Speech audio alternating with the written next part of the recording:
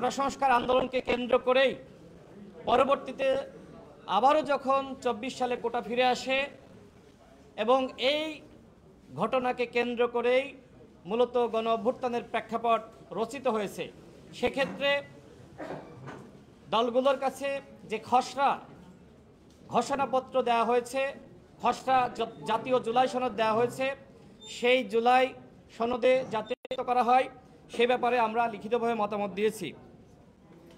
গণ অধিকার পরিষদ জুলাই জাতীয় সনদে স্বাক্ষর করতে আগ্রহী এবং আজকে যে দলগুলো এসেছে প্রত্যেকটা দল তারা মনে করে এই জুলাই জাতীয় সনদে আমাদের সবার উচিত স্বাক্ষর করা।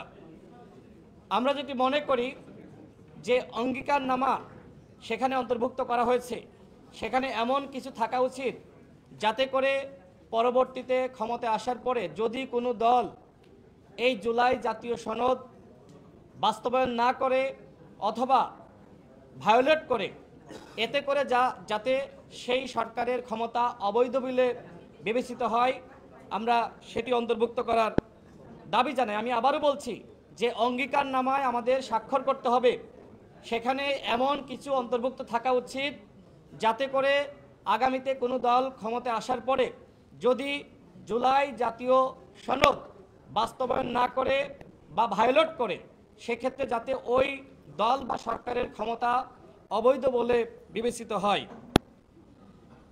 আমাদের দলের পক্ষ থেকে আমরা বলেছি জুলাই জাতীয় সনদের অবশ্যই আইনগত ভিত্তি থাকতে হবে।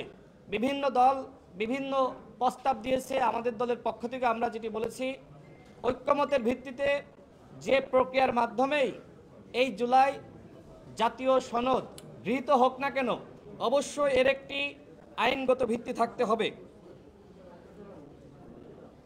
প্রধান উপদেষ্টা আমাদেরকে যেটি অবহিত করেছেন, আগামী ফেব্রুয়ারি মাসেই একটি উৎসবমুখর নির্বাচন তিনি জাতিকে উপহার দিতে চান।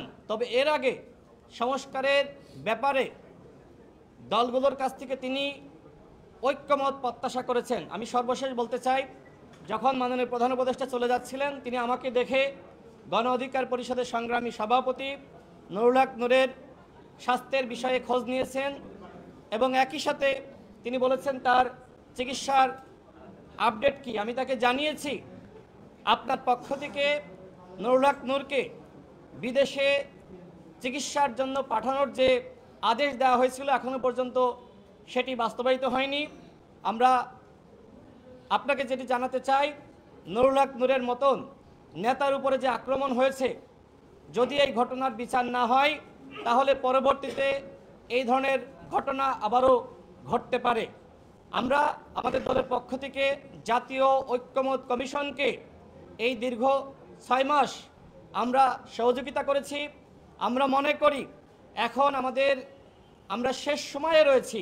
এখন যদি দলগুলো ছাড় না দিয়ে আমরা যদি এখনো পর্যন্ত ভিন্ন মত পোষণ করি তাহলে কিন্তু ফ্যাসিবাদ ঠিকই আবার ফিরে আসবে।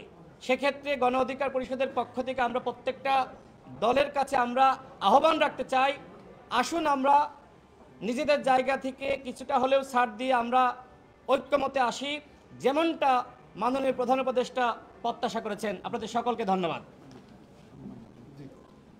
আমি সঙ্গে বিশ্বাস করে দেবো খুব